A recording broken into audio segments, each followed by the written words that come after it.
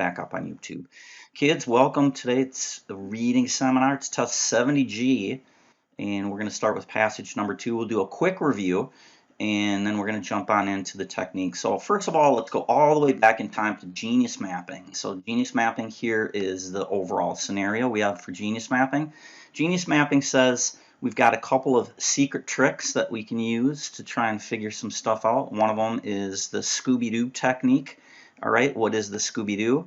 The Scooby-Doo technique is awesome for you because it opens up what I call Pandora's box. It's a new way of understanding reading. Scooby-Doo says all the topic sentences have to say the same thing in the passage. They're just going to use different words to say that. All right, once you know that, you're going to be able to read paragraph number 1 in our passage and then look for the same theme in different words or vocabulary in the next paragraph and moving all the way down. Paragraph 1, paragraph 2, paragraph 3, 4, 5, 6, they all will say the same thing, but they'll simply use different vocab to say a different word, but it's really having the same meaning. All right, it's like branches on an oak tree.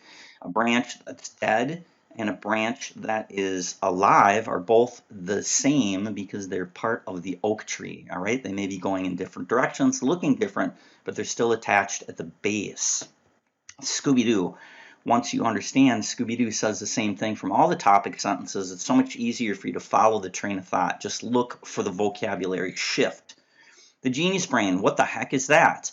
The genius brain says that when you're trying to look at all the topic sentences and connect them together, we're going to run ourselves through what we call the genius brain. It's the way geniuses think.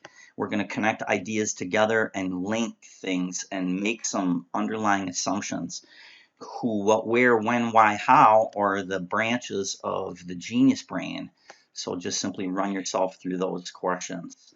That's going to help you link your topic sentences together. So if we have paragraph 1 and 2, Jimmy is fishing, he is outdoors, you ask yourself, who is he? Then you'd say, oh, he must be Jimmy.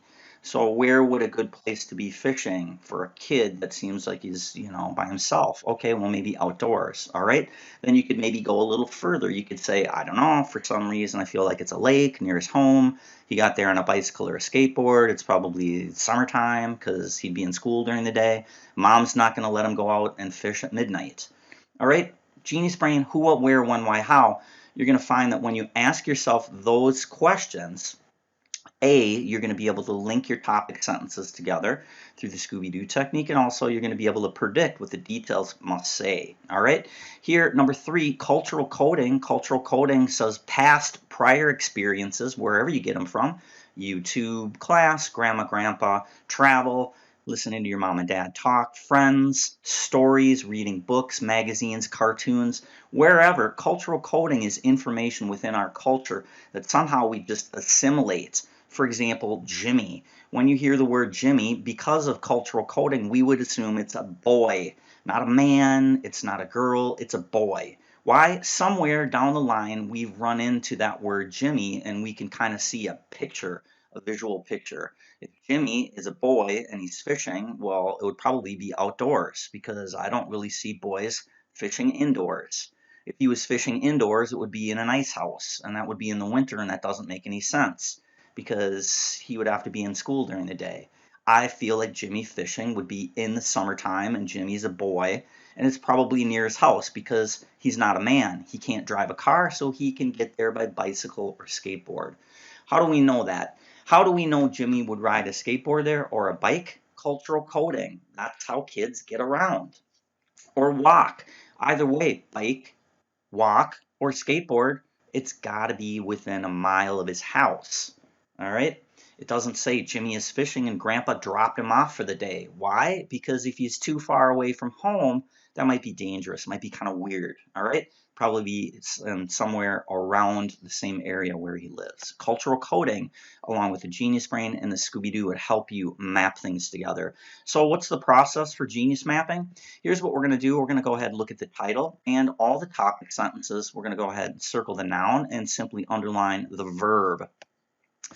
A new thing we have in Junior Genius, something called a zerb. A zerb is what the main noun is doing, which is kind of cool because sometimes there's going to be lots of stuff flying around in the sentence, and we're going to have the noun and the verb separated from each other. So if you say to yourself, I'm not sure what the verb is, but the zerb is another noun that refers back to the main noun.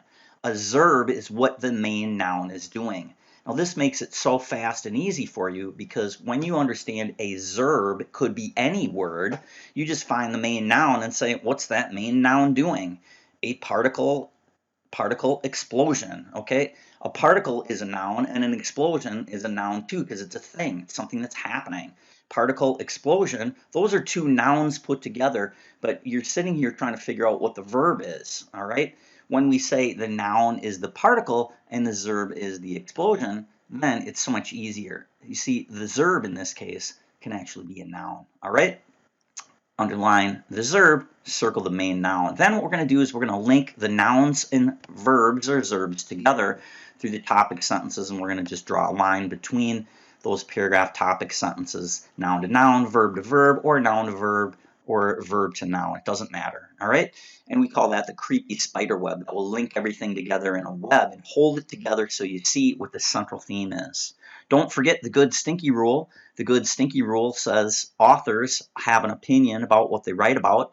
People don't write about stuff they don't care about. That means there is really no neutrality in writing. And what we want to do is make this even easier for ourselves by just saying in the topic sentence, there's going to be a positive or a negative tone. People don't write about neutral tones. All right. So just look for word selection. The cinnamon colored bark versus the crusty brown bark. The author has some type of a flavor. Cinnamon colored sounds yummy and crusty sounds stinky. Positive and negative, good stinky rule off of the topic sentences in your passage. We can also use that in our questions when we're answering questions. Just simply look at the sentence that's in question, whether it's a line reference question or a mystery question. We can go ahead and just label that sentence plus or minus, and then based upon that, we look at the answer choices and match up the good stinky rule. You'll see that when we go through the questions. Finally, we're going to go ahead and fill the gaps in, as we mentioned before, with cultural coding. That's going to be the cohesive bond between our topic sentences and the Genius Brain. That's going to link everything together through this creepy spider web. Cultural coding, past prior experiences. Sometimes you don't really know where that came from, but you understand certain topics and you have a little bit of background based upon somewhere in our culture. We've seen it in a movie, a story, a book. Maybe you've actually seen, you went to the Mall of America and you saw something there. It's just something in our culture that we know. Jimmy, I feel like that's a boy. All right, let's move on to the next frame here. So here we have our avocado technique, all right? So this is what we're going to do for today. So first thing we'll do is we're going to go ahead and we're going to do a mystery preview. Mystery preview means we just jump right in to the questions, and we're going to go ahead and locate all the mystery questions 1 through 10, all right? If we're starting with passage 2, that would be 11 through 20. Mystery preview says there's going to be a question number. If you see the word like according or based upon, you know right away that's going to be a mystery question. That tells you it's mystery. All right, the difference between a mystery question and a big picture. A mystery question has a word you can finger scan for. That means the word will actually be inside the passage. A big picture question, there's nothing to finger scan for. So a big picture question is going to be something like the main idea, the central theme, or the author's attitude. All right. Mystery preview, what you do is you simply circle the number of the question and then underline a couple of things that feel like it's proper nouns, names, places, and also you can underline verbs, all right? Looking for something very, very specific, all right? Mystery preview, you go right into the questions, you circle the problem number and underline some keywords that we're looking for. Once you're done with that, we're going to create what's called the Mahit mind map. That will be the heart and the gist or basic baby central theme of the passage. You take those nouns and verbs together, you just simply link them together from all the questions. You're going to know that what the passage is going to be about. From there, you already know what the passage has to be about. We're going to be able to genius map quicker with the nouns and the verbs from the topic sentence. Since you already know what the passage is about from your mind map, you're going to be able to select, oh, I know this passage is about Jimmy, who's he, who's the boy. So when you come into the genius map, you're going to be able to just look for that quicker. You'll be able to get through the genius map faster. All right, that is the genius map. Remember, as you're genius mapping, you don't want to forget to try and find these key words from our questions, all right? So as you're doing your genius map in the topic sentences, of course, you're reading the topic sentence. You're going to try and bump into those key words. If you bump into one of the key words in the topic sentence of paragraph 1, 2, 3, or 4, simply put a star or a dot by that word so you know where that is. You just look for the dots when you're answering the questions. All right, so that's what we'll do for the genius map, and we're going to try and bump into the mystery questions as we go through. All right, then you're going to see what we can do here is as you're doing the genius map, if you bump into something, you can stop there real quick and answer the question if you want, or you can continue on with the genius map. And I do kind of a variation on both of them, and you'll see that when we answer the questions, and I'll give you this is what I did, here are the questions and how I answered them in what order, and the logic for the reasoning behind that. All right, so remember, once you identify what are the mystery questions, we're going to try and underline the words that we're going to need to find, and then we're going to try and bump into them as we're doing our genius map. All right. One last thing that we're going to add here is as you go into your paragraph number 1, you're going to read your topic sentence, circle your noun and verb. Then you're going to kind of glance back at your questions and take your fingers and just simply scratch your fingers and look for some of those key words really fast. And I don't want you to spend a ton of time. You just drag your fingers down the page and glance back at your questions really fast. Just do it once. Glance and then scratch. As you're scratching here, if you see one of the key words from the mystery questions that we picked out, we're going to simply go ahead and underline and put a star by that, a star or a dot as we mentioned before. All right, as you do your scratch, you're looking for your keywords. Also, the other thing that you're looking for is pirate flags. Hey, there's a pirate flag. When I did a scratch over here, and I'm just gonna put like a D. All right, I just usually put a D, circle the pirate flag and do that. I don't know if that looks like a D or a golf club or whatever it is, but it's really easy to do. You just boom, just like that. It kind of looks like a D. All right. You're looking for the keywords as you glance back and forth, and you're just popping really fast if you see a pirate flag in the non-topic sentence area. You're not reading, you're just kind of glancing at it really fast and getting through there. All right. Once we do that, we're going to answer the questions out of order. Questions are going to be going in order 11 through 20, and you definitely don't want to do that. You don't want to go 11, 12, 13, 14. What you want to do is you want to think of the questions as easy, medium, and then tough. All right? So there's going to be about 4 to 5 questions that are going to be pretty easy. So we want to try and seek those easy ones out. With the knowledge from the easy questions, we're going to be able to attack the medium. And as we add the medium questions in, we'll be able to attack the tough ones. All right? This is probably a good spot to be talking about right here where we are here. So here's the diagram. All right, and let me go ahead and pull out a different color. Pull white. All right, so here is your mind map. So the mind map comes from your questions. Here are all the keywords and all the mystery questions. We added up, and that gives me the mind map, which is just basic idea, the basic central theme of what we do. All right, then over here you have your genius map.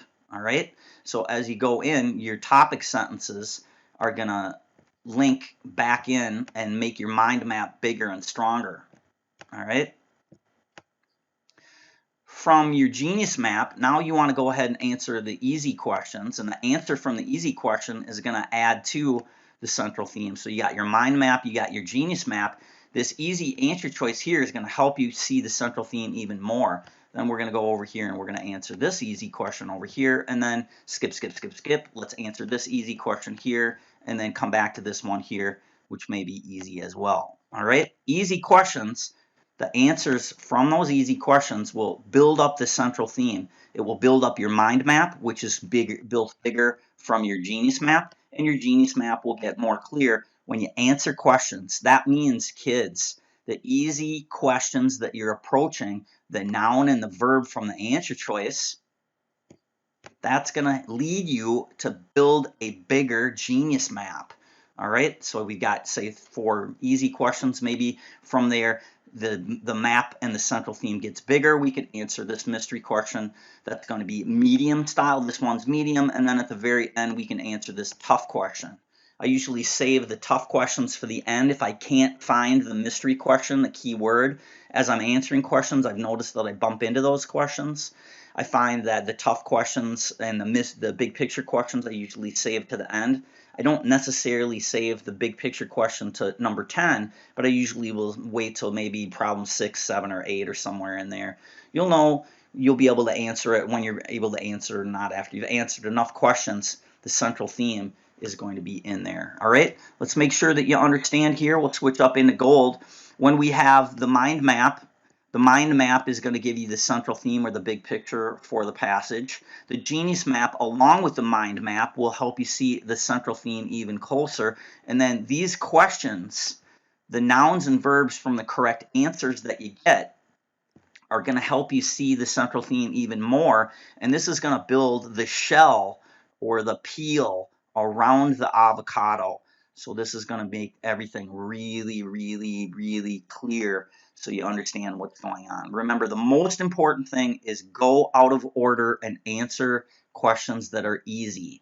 So if I start over here and I think that this question is easy and I start working on it and none of the answer choices match, right away I get out of there and I try another problem and work on this. Say, I do half of this question, I read it, I answer, I get rid of answer choice A, I got halfway through and I've got it down to 2 choices. It's D and it's answer choice C, but I can't answer it. So when it's halfway done, I say, I'm leaving it, I'm going to come back, I'm probably in the wrong area, so I got to answer this question, then I'd answer this question, and then, oh, I see, and then I would bump back with the answer from this problem over here, maybe,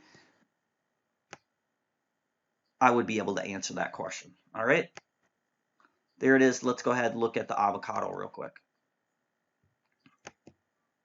All right, so that's our avocado, and basically what you want to do here is just think the heart central theme is from the questions.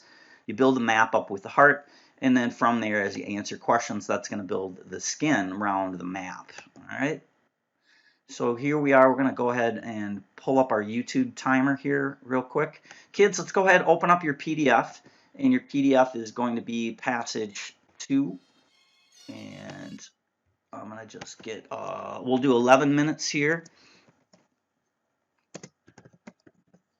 And for you kids that are in the ACT program for today, usually you're going to have less time than that. So what we want to do is try and get done early. Just keep glancing back and forth in your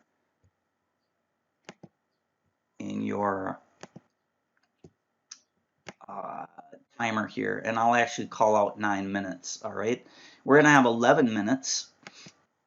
So when the timer is down to 2 minutes, I'm going to say, ACT kids, that time is about up. And I'm going to share my screen here real quick. And we'll get started. All right.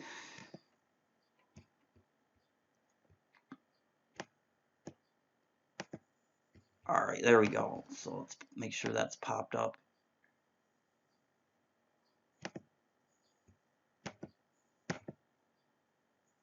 All right.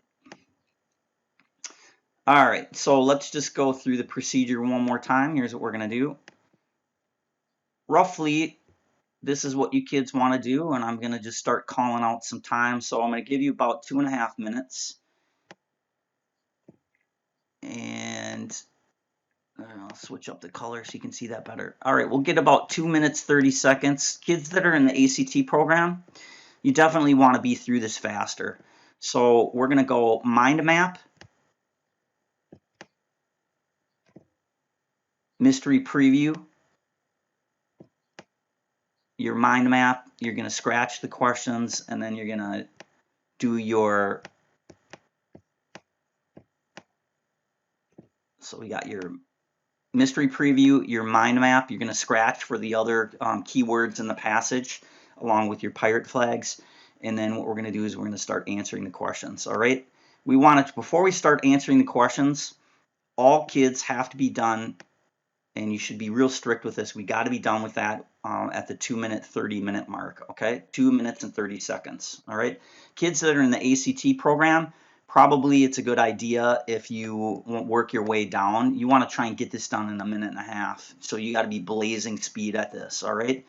Mystery preview, circle, underline all your stuff, do your mind map. What's that all together? This mind map literally should take you, like 10 seconds maximum. What do all those words mean? And then we're going to go ahead, scratch the paragraph along with your topic sentences. And this is the part where you do your genius mapping on that really fast. So you want to try and get this in here. A good breakdown is roughly, if you can do a minute for your mind map, your mystery preview, and your scratch, and then that gives you about 30 seconds for your genius map. The more you do, the better you get. I've had kids get genius mapping done in about 10 seconds. All right. So if you've been in the program for a while, you just trust the technique, you'll be able to get that in there. So ACT kids, think about trying to get this done in a minute and a half. And the kids that are in the rest of the program, the 10th grade program, and those younger kids that are in 9th grade as well, try and get it done in 2.5 minutes. That gives you 11 minutes. And kids that are trying to get this done in a minute or a minute and a half, get going and start answering the questions. I will talk about the mind map, and I will pause this for the first passage at 2:30 and just say, here's what you should have got out of your mind map. All right. And let me just clear the screen. Let's leave it on there. All right. So we're on passage number 2, everyone. It looks like this.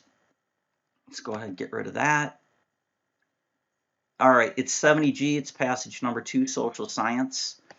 And we've got 2.5 minutes and a minute and a half to get all of your stuff done before you actually answer those questions. We'll go ahead and get rid of that. We'll get rid of that. All right. Everybody ready? Begin.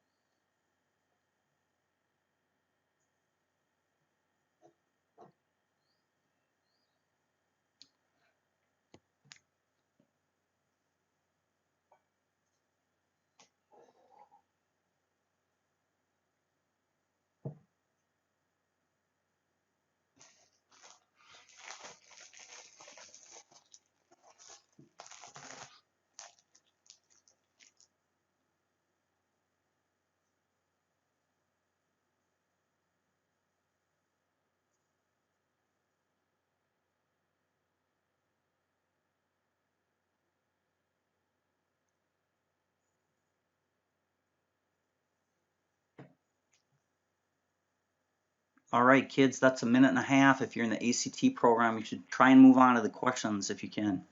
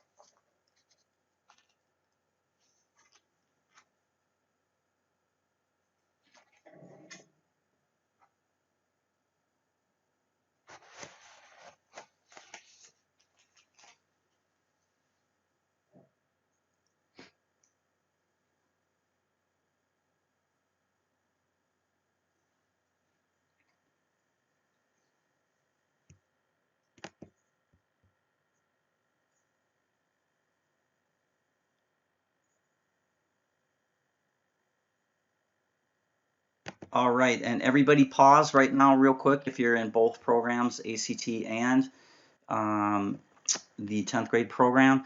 So here's what we should have. We'll pull this test up here. This first one here, I'm going to kind of walk you through it just to kind of get your feet wet. When you come over here, you're going to preview the questions. You see that in the questions, basically the questions you've got problem 14, there's qualities of bark. Problem 15, we've got Portugal, so we know cork in Portugal, properties of bark, so cork is probably the bark of the tree. See how we just kind of match that together. 16, that's a mystery question. Harvesting cork. Okay, so cork is in Portugal. We're harvesting it, and it's probably tree bark. All right. And problem 17, that's a mystery question. Timing of the harvesting of the cork. And 18, it talks about oak tree cork. And then problem 19, it talks about the art of removing the bark. So now maybe on this type of a tree, there's a little bit of bark around the cork. All right. And then problem number 20, it's the volume in the industry. So what do you get from your questions? Your mind map should say something about cork, production of cork. It comes from, one of the countries is probably Portugal. There's bark involved with this, and we're going to harvest it, and we're going to go ahead and put it into industry and probably make stuff. Cultural coding would say cork. Hey, first thing I think of is wine bottle. First thing I think of is a cork board where I have in my room where I tag up all my little pieces of paper, or in school and classroom with a cork board. All right. Cork, cork, cork, cork, and more cork. All right. Then what you do is you come over here and you blaze through your map. You've got bark, which is cork, cork, oak, which is bark that adds to that. You can go through this really fast here. Procedure of harvesting the cork, uniqueness of cork, oak. You get through that map really fast. All right.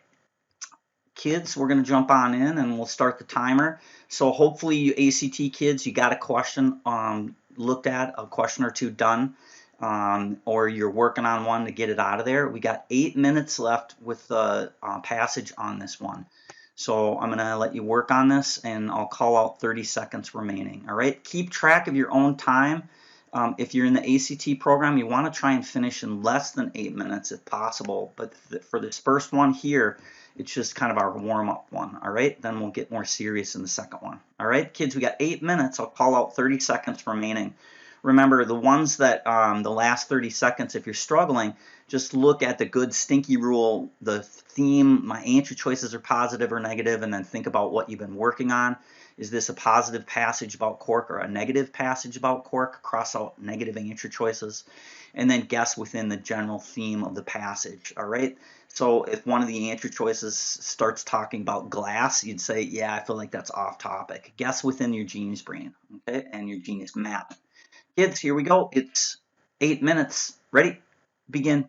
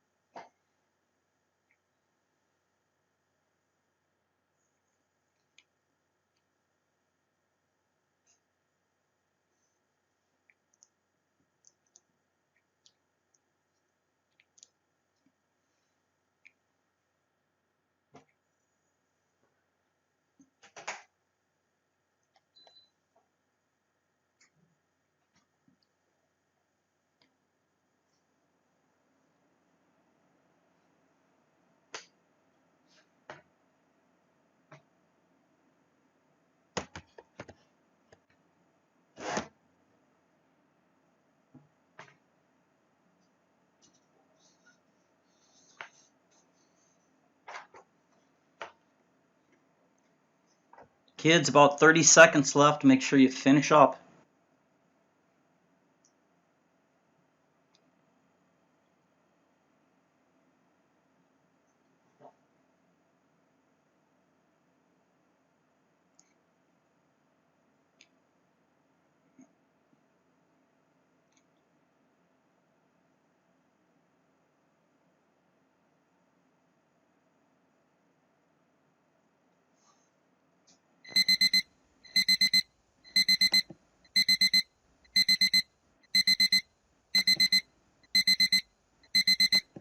That's time. Let's go ahead and take a look at our questions.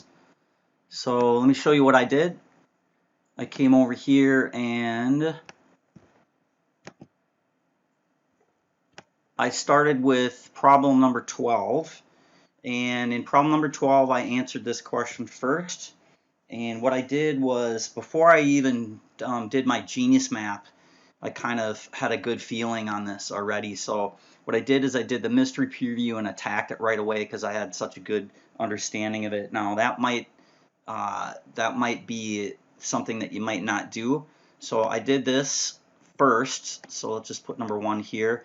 And the concept I used here was subgenius mapping. So over here we've got, just underline what's the main thing. So answer choice F says authors, company. G says a summary of information. Here it says a list of cork products and a list of ways cork is used.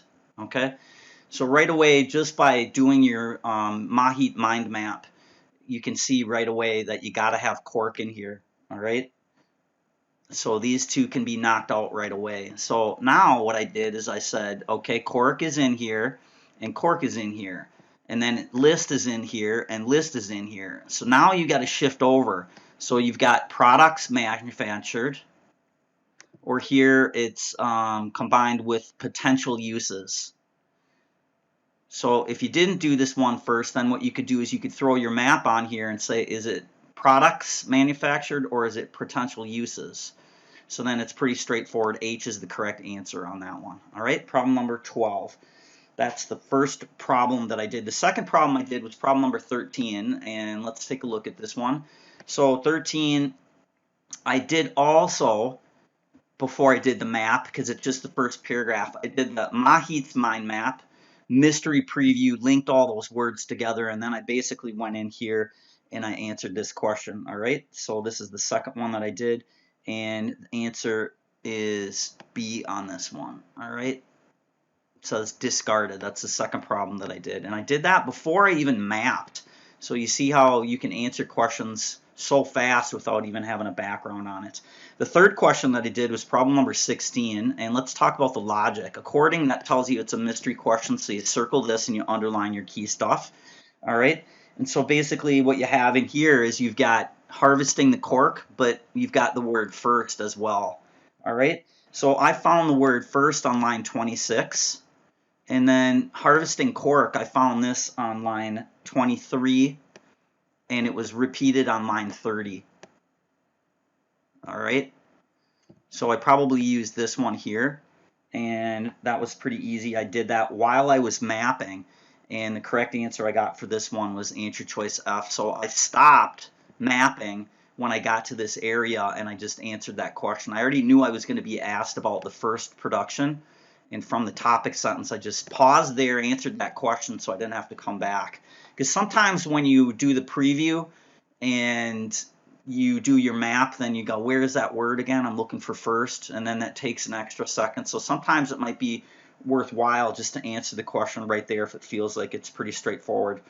The fourth question that I did over here was problem number 11, and let's take a look at this one. So what I did here is properties that are not in there, and I basically just found all these different things. I found most of this stuff up in the second column, like right around line 54 through 60, and that gave me the correct answer for this one. It's D as in dog for 11. All right, and that's the fourth problem that I did. All right, remember, skip around, and the reason I'm showing you what I did, you don't necessarily have to do them in the exact same order that I'm doing them, because everybody's going to do it different. But the main concept to take away is that you're skipping around and you're not going in order. Okay. So the fifth problem I did here was problem number 14 was next. According, that's a keyword, tells you it's mystery, so you circle this. And then in 14, what you would do is you'd underline your stuff here, and it looks like you've got qualities of cork, and you know that there's 3 of them, okay? 3 things that are super important, all right? I found this on, now this problem here is a trick one, okay? So the first thing that I did is I found the word qualities. Now watch here, and before I give you the answer, watch this, okay? So let's say that we did it this way. I found the word qualities on line 54, and let's go ahead and find this so you can see how crazy these guys are, right? So if you look over here, here is qualities right here. You see it? But this is qualities of cork. Be careful. The question says qualities of bark. So even though you found the word qualities, and that's the trap on the test, you got to find bark. Now the Scooby-Doo for qualities over here can be found earlier, and earlier on is in line number 9. I struggled with this question. I tried to do it earlier, and I knew it was some kind of trap.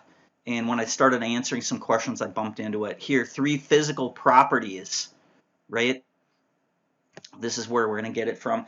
And the correct answer on this one is going to be for problem number 14 is H. All right? If you got that one wrong, it's probably because you found the word qualities, but it's not qualities of the bark, it's of the cork. All right? So that is problem number 5 that I did. All right. The 6th problem that I worked on was the next one. It's right below. It's 15. And in 15, here's what I did. I found the word Portugal. It's easy because it's capitalized. So I found that on line 18. And I found this while I was mapping. And I just answered this one. All right. After that, the correct answer for problem 15 is going to be answer choice D. Capital words pop off the page on that one. All right, cork production in Portugal. The 7th problem that I did was problem number 17 over here. It's mystery. It's got the word according, so I put a circle around it here. And I'm going to sub-genius map. All right, so you've got first, harvest, intervals between. I'm just focusing on just the first thing that they're going to talk about here. Here it says no more than 6 times. See how I'm reducing the answer choices down? And then down over here it says intervals vary from country to country. All right, so in this one I found cork harvesting from a previous question on line 23. Remember we saw that 23 and 30, and that was over here with 16. So 16, you could match that one up as well. And remember 16, we did that third. So from the answer from 16, that would lead you to go into this one over here for 17, which will give you answer choice B on that one. All right. You could have done it vice versa if you wanted. You could have done 17 earlier, and then you would go right into 16. All right, so that's the 7th problem I did. The 8th problem that I attacked here was problem number 18, just below.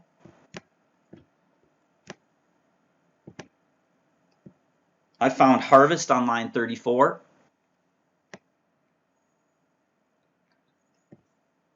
And we saw that earlier. So we saw harvest on line 30, so you kind of got that. And then just above here, you see why it's logical, because this 30, where you get the word harvest, that would lead you, it'll link you back into the next one. So 18, the correct answer for that one. I got answer choice F for problem 18. The ninth problem that he did was problem 19. And in problem 19, I did not find this word while I was mapping. And I kept looking around, art, and I didn't find it.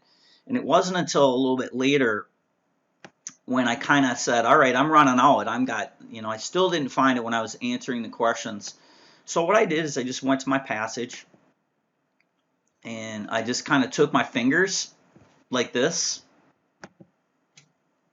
and it just scratched down the page. Art. Like that. All right? Like a bear claw scratch. When I did that, I found that on line 39. And here it is right here, the art right here. And that led me to answer choice B for problem 19. Yeah, for some reason I just didn't find that word. I don't know why. It was hidden in there for something. All right, so B on that one. The 10th problem was the last one. It's problem 20. And for problem number 20, how did I answer this one? So first of all, the word that I'm looking for is volume. And I want to make sure that you see this, kids, because this is super important, okay? So where do you find your word volume? Now, here's the tricky thing, okay? So I came over here, and I didn't find the word volume, and that's why I saved this one to the very end. So, but I did come over here in this passage. It says industry, small scale, application of cork. And then when I came over here with my fingers, and I did that scratch looking for those other words, I saw the word however, and I put my pirate flag on that, okay? So now I'm at the position where I can't find that word volume. So what I did is I just simply looked, and I saw that word however, and then I looked and saw, boom. Why do I have you circle pirate flags and scratch and take the time to do the bear claw scratch in there? Because answer choices are going to be right around those areas. As soon as you start seeing that and noticing that our keywords are going to be hidden right around those areas, because here they're going to talk about this with the good stinky rule, and then they're going to switch it around. Our keywords that are mystery questions that they hide are going to be somewhere in that area. All right, so when we did that, correct answer on this one, really easy. It's J for problem number 20. All right, that's a quick overview. Now remember, don't be afraid to look at your topic sentences. Here in this particular case, J is the answer on 20. Topic sentence, pirate flags, get your eyes used to seeing those words. All right. So we're going to speed up a little bit here, and I'll just walk you through the same thing again. Let's pull up our timer. And kids, we want to try and get this mapping, all this stuff done. I'm still going to give you 2.5 minutes, and I'm going to still pause at the 2.5 minute mark, and I'm just going to make one comment. This is what you should have got out of your map, and then going to have you get going. But definitely, I want to have everybody done by the 2-minute and 30 mark, and you got to be working on those questions. So by the time I stop you, all you kids should be done and starting on a question. If you can have one question done or two, that would be amazing. All right? You don't need all this time for the map.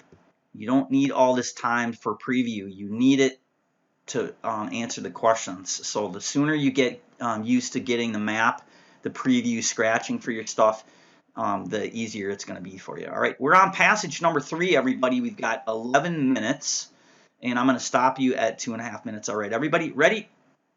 Begin.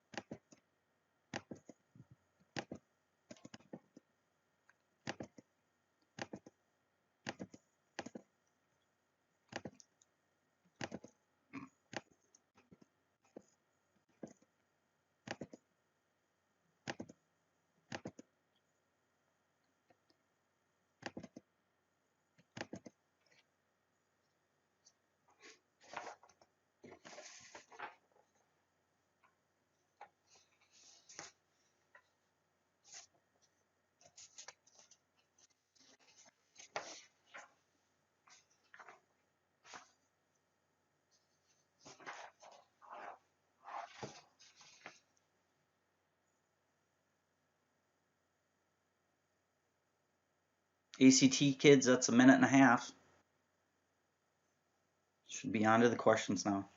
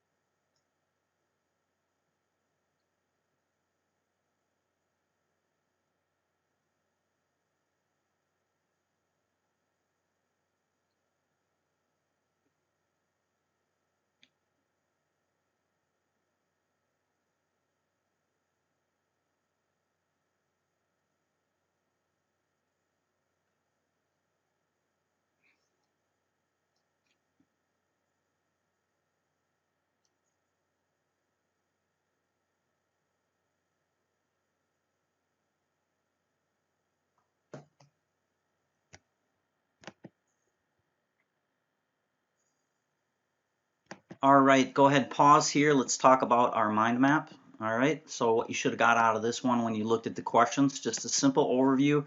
We're talking about the questions here. Problem number 23 talks about daguerreotype portrait. Okay, so there's some type of a simple portrait. 24 talks about House of the Gables, so that's probably an example of a portrait, or maybe there's a movie or a book or something about House of the Gables where it's about some type of a portrait. Then we move down, it's problem 26. It says technological development of a fixed image. So I know that the portrait is a Scooby-Doo for the image, and the image has something to do with the name of that title of that book, probably. All right, it feels like that name, Gables, feels like a kind of like an old word. We move on into problem 28. It talks about House of the Gables and a modern story. So, yep, I was right. House of the Gables, old story. Now we have a new story, and we're dealing with portraits, which is some type of a technological development in imagery. So maybe camera. All right, we go down to problem 30. It says blank out the eyes of a photograph. A photograph is an image, which is a portrait. And then now we're talking about some type of technology, so it's probably a camera. Maybe the invention of a camera, and this daguerreotype or whatever is the person that invented the camera. That's confirmed when we come over and do our genius map. On our genius map, you see here it says creator of the earliest technologies of the image. Okay, so an image is probably, the portrait, which is a camera. Technological crudeness of the spectrum images, the daguerreotype. Okay, so now we just add to the genius map and zap through there. We're on track. We got the central theme, and now we're going to go ahead and we're going to answer those questions. Okay, let's pull our timer back up. We've got 8 minutes remaining. Kids that are in the ACT program, let's try and get this done sooner.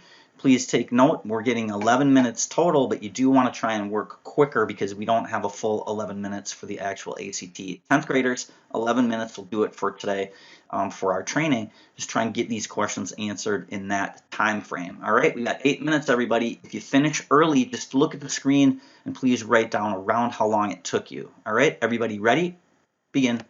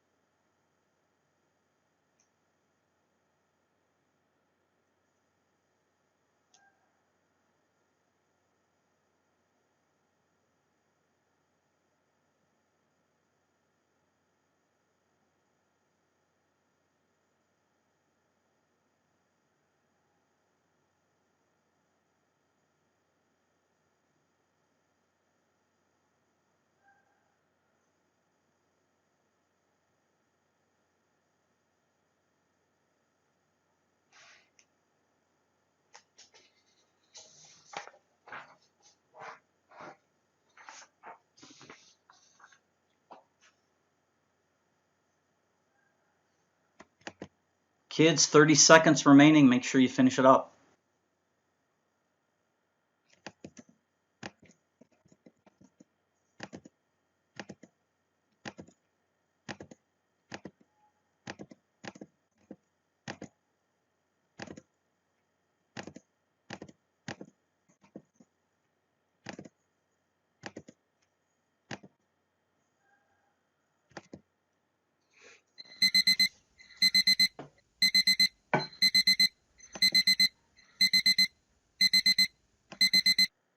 Kids, that's time. Let's go ahead, take a look at the questions, make sure that you finish it up. All right, so here's what I did. Pull this up, passage number 3. So the first thing I did over here, I answered problem number 24. And in problem number 24, I found the word House of the Gables. Pretty straightforward that that's the word. Gables is kind of the word I was looking for because I felt like that was like the weird one. I found that on line 27. All right. But before I found the word but, it's a double but area. Okay.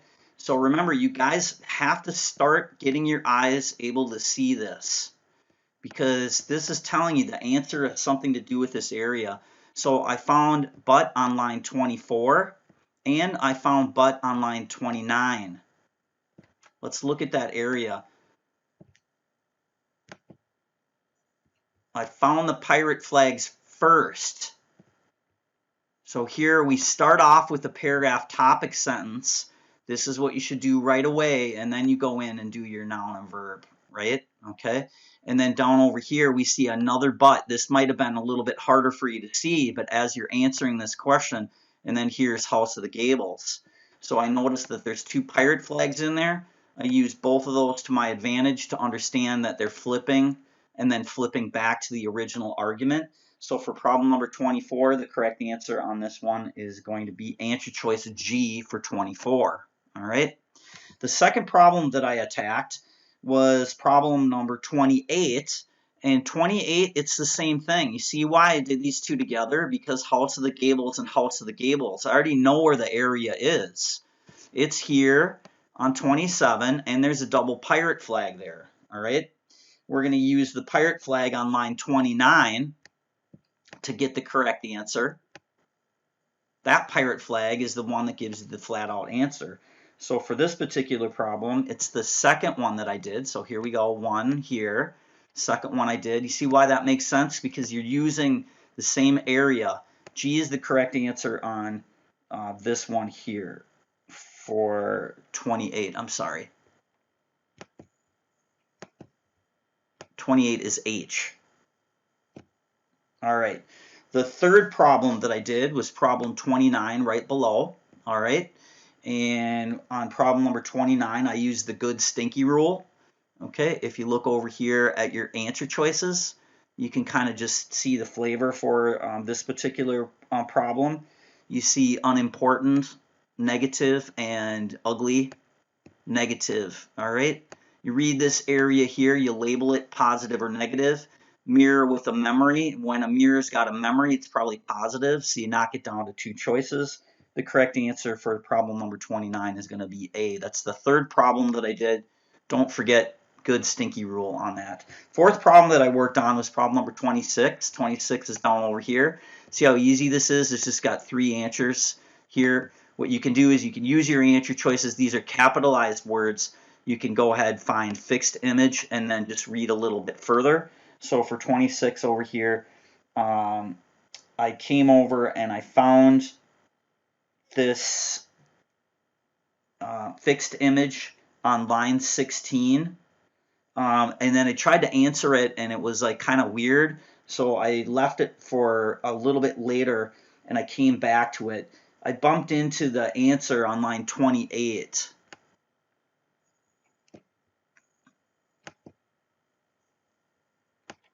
So remember, we've got this fixed image thing, and I got the answer right around in this area here. There's a pirate flag right here, and that will give you the correct answer on this one.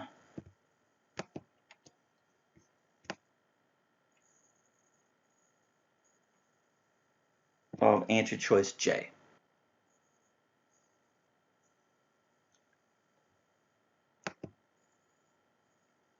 Pull this off here. I'm multitasking right now, so I apologize. Come on, computer.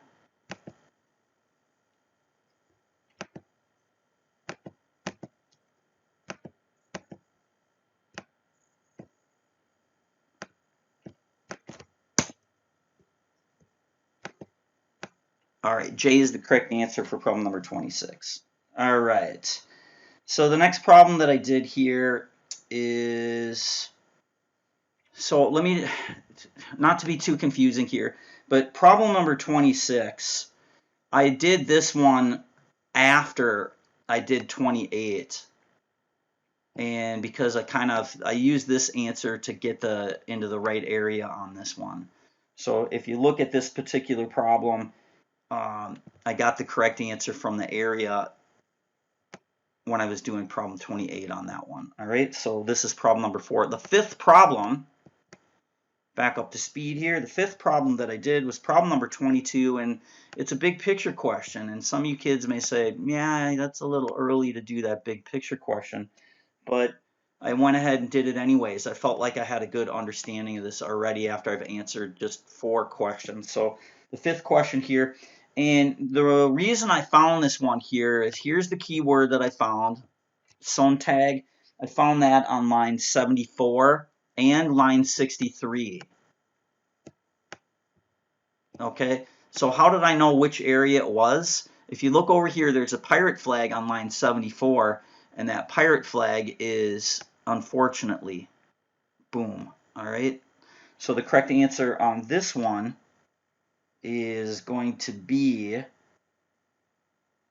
for problem number 22, is H. That's the fifth problem that I did. The sixth problem I did was another big picture question just above. And on this one, I subgenus mapped. So we've got photographs, photography. We've got Dagnerus. Okay. The whole passage. What's the whole passage about? When you look at the thing, the whole passage is about photography, photo. You see that? They just use Dagnerus or whatever, however you say the guy's name, daguerreotype, just in a couple things. So right away you can cross these two out. Is it about a photography, or is it about photographs? Photography as you go all the way through. So the correct answer is going to be B for this one, 21B. Just look at your topic sentences. Pretty straightforward, and we did a little bit of subgenus mapping for that big picture question. The seventh problem that I attacked was problem number 30, and I remember this was kind of a weird word. It was blanket the eyes of your mother. All right, so that's the key word that we're going to blank out the eyes of your mother. And I found this on line 83.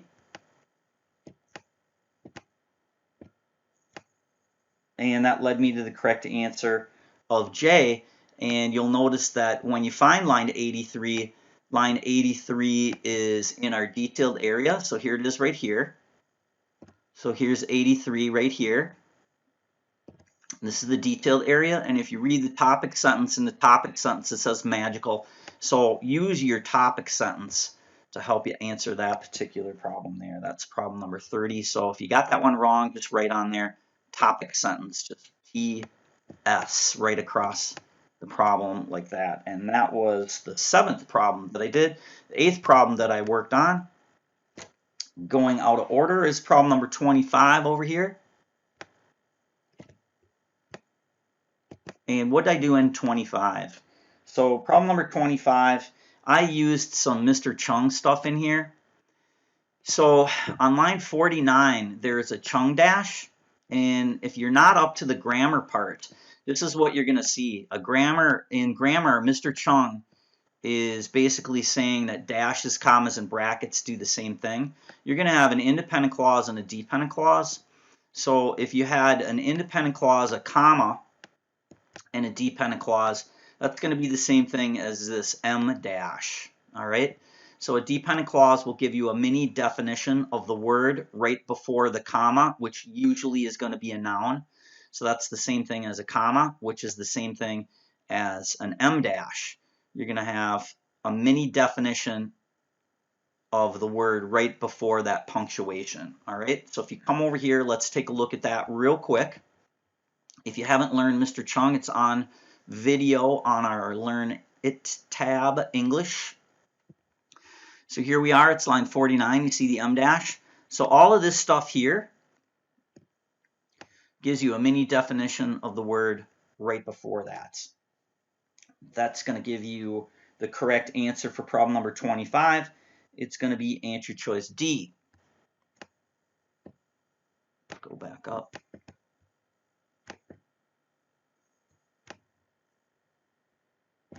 And that's the 8th problem. The 9th problem that I worked on was problem number 27. And in problem 27, it's up here. You see why I left this till a little bit later. It's just kind of a, noun and a verb substitution off of this one. So basically what I did is I looked in here and I'm going to agree or I'm going to disagree with what they're talking about here. So I subgenius mapped agree and I disagree. All right, and we'll use the good stinky rule and say crude and ineffective, that's negative, and disagreeing is negative. Okay, inferior, that's negative. All right, the theme for the whole passage is positive, so we could cross those two out. And then basically what we want to do is we want to look and see answer choice A, what's the noun here? The noun is outdoors, and then answer choice B, it says power of reproduction. You see how I'm subgenius mapping? And then think, we have a camera. What does a camera do?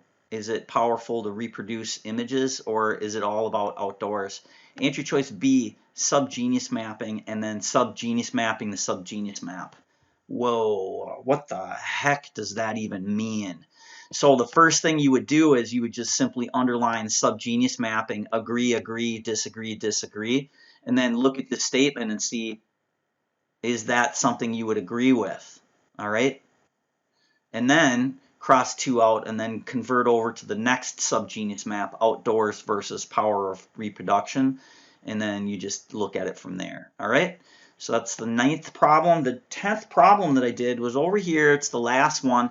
It's problem number 23, and in problem number 23 I couldn't find what I was looking for here. All right, I'll be honest. So this is what I did. I'm like, okay, I got to get going. I can't answer this. I can't find what I'm looking for. So here's what I did.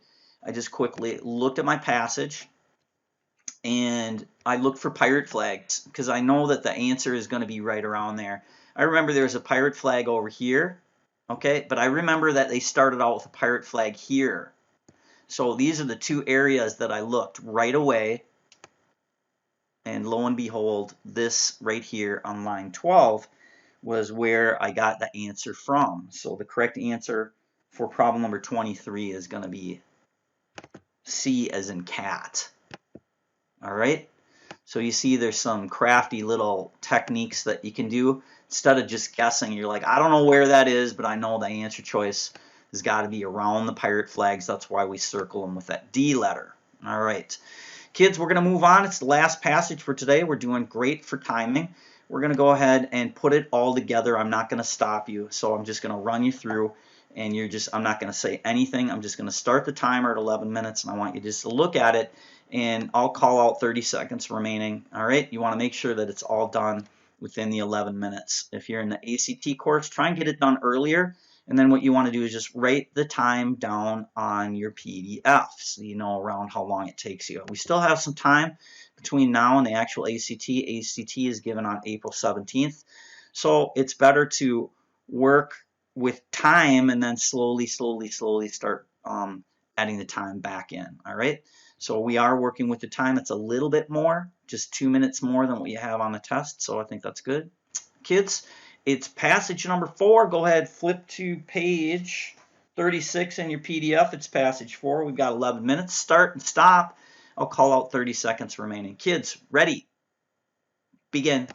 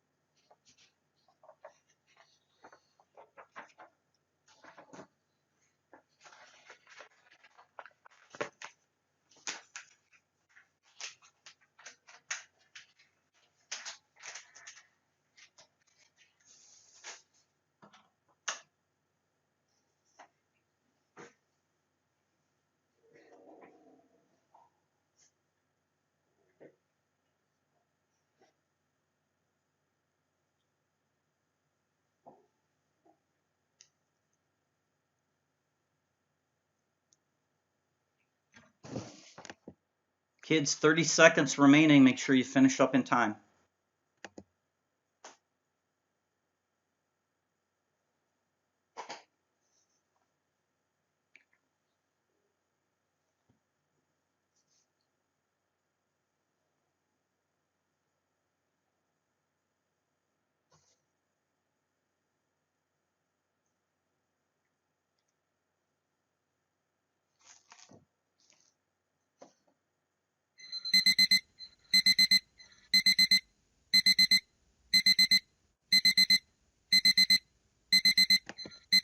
Kids, that's time. Let's go ahead and take a look at our passage. It's passage number 4. I'll give you the answers and I'll show you the order that I went in. All right, so the first problem that I did, I came over here and I did problem number 36 first. All right, and let's pull it up here. So here's 36. I found the word Voight's Piers on line 51. All right, and I noticed that there's a pirate flag on line 55. All right, so let's take a look at that, 51 and 55. So here it is right here. Voight, pretty easy to find right here. And then over here, you're going to see that there's a pirate flag. And you might have missed it because this is called the bell tower concept. They break the paragraph into 2 at a really unusual spot. You see that pirate flag right over here? Whenever you see, how come they couldn't have taken this and fit it down at the bottom? I feel like they could have done that. Or they could have taken this, put it at the top, and then move this down. That probably would have been a better way of doing it. They always break the paragraph in half here, and they hide something important. This is called the bell tower concept. So if you miss this problem right on there, it's one of those secret-y things. It's called the bell tower. Also, there's a pirate flag hidden at the top that you probably didn't see. 36, the correct answer for this one is going to be answer choice F. That's the first problem that I did. All right, the second problem that I did was problem 38. And over here, 38. So pretty straightforward. I found caterpillars. I found that on line 22. And the correct answer I got from this one for 38, it's easy. It's answer choice H. The third problem that I did was problem 40 down over here. Okay, line reference question. And I used the good stinky rule. So awe, relief, curious, and resistant. Okay, J is the correct answer for this one. And I use the good stinky rule. These are positive. And that's the third problem that I did. If you look over here, there's a pirate flag on line 68, and that's going to switch the tone. So if you did get this one wrong, just say pirate flag line 68. That's the third problem that we did. All right, good stinky rule along with the pirate flag on line 68. Look back and take a look at that. The next problem that I did was number 39, just above here. And you see why I would attack these first, because they're short answer choices. It's just less Scooby-Dooing around here. I thought that this was actually pretty easy. Extinction, that's going to be negative. And then transformation, that's positive. Birth, observation, those are positive as well. I used the good stinky rule for 39. The correct answer on this one is just A. All right, that's the fourth problem that I did. The fifth problem that I attacked was problem number 37. And in 37, I saw my topic sentence.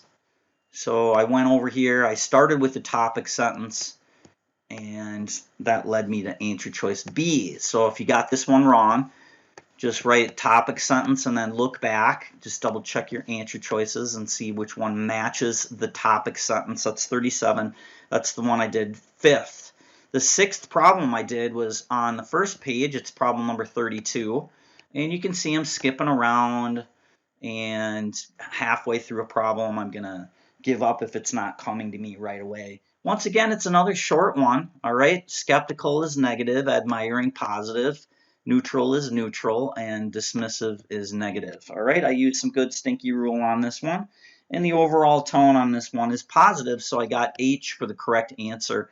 And that's the 6th problem that I did. You see, I always want to try and do the easiest ones first, okay? 7th problem I did is I came over here and I did problem 31, all right? And problem 31, I subgenius mapped here. So the first thing that I did was answer choice A, it says natural process. B says female naturalist. C says artistic merit. And answer choice D says frogs. So I looked at the passage and saw, what is this all about? It's about the natural process. A is the correct answer for problem 31. And 31 is a big picture question, kids, by the way. All right. Subgenius map, if you got that one wrong. The 8th problem that I did is problem number 35. And in problem number 35, it's a line reference. And I saw on line 39 a pirate flag, and that pirate flag is the word but. So I used that to my advantage. When I saw the pirate flag in my map scratch, I circled it, and then I knew I was going to have to use that to my advantage. B is the correct answer, and B is the right answer because on line 40, it says she noted. All right, make a note about this. If you got it wrong, pirate flag tells you to read a little bit further, and then she noted is the woman, and noted is what she noted in her journal.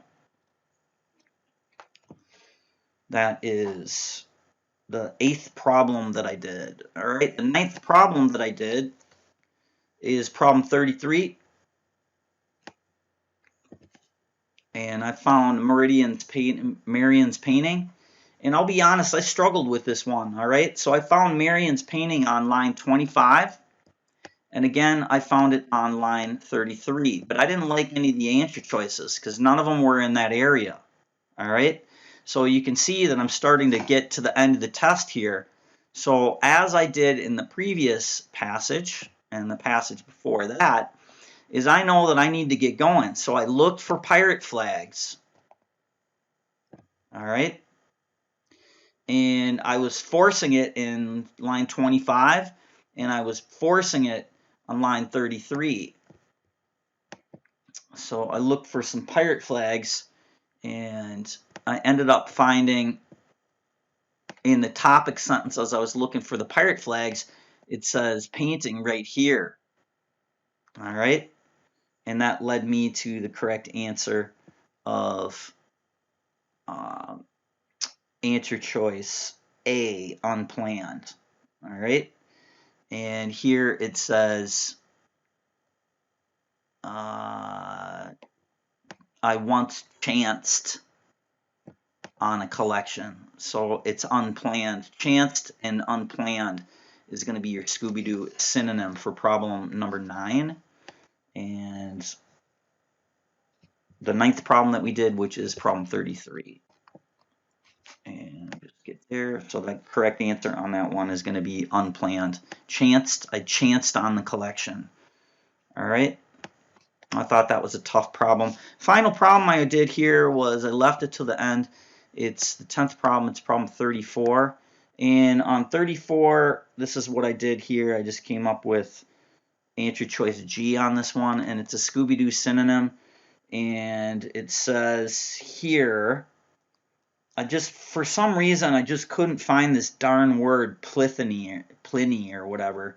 I couldn't find it. And so when I did find it, I got it on line 16, but I don't know why I had so much trouble with this one, but it is what it is. And let's go ahead and see why we found it on line 16. How did we run into that? All right. So here's line 16 right here, and it should have popped off the page because I bet it didn't happen to you kids, but for me, I don't know why it happened.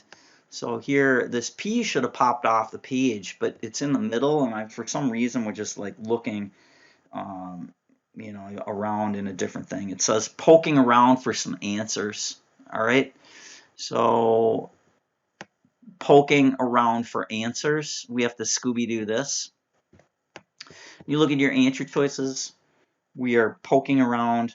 We are still relying on old stuff.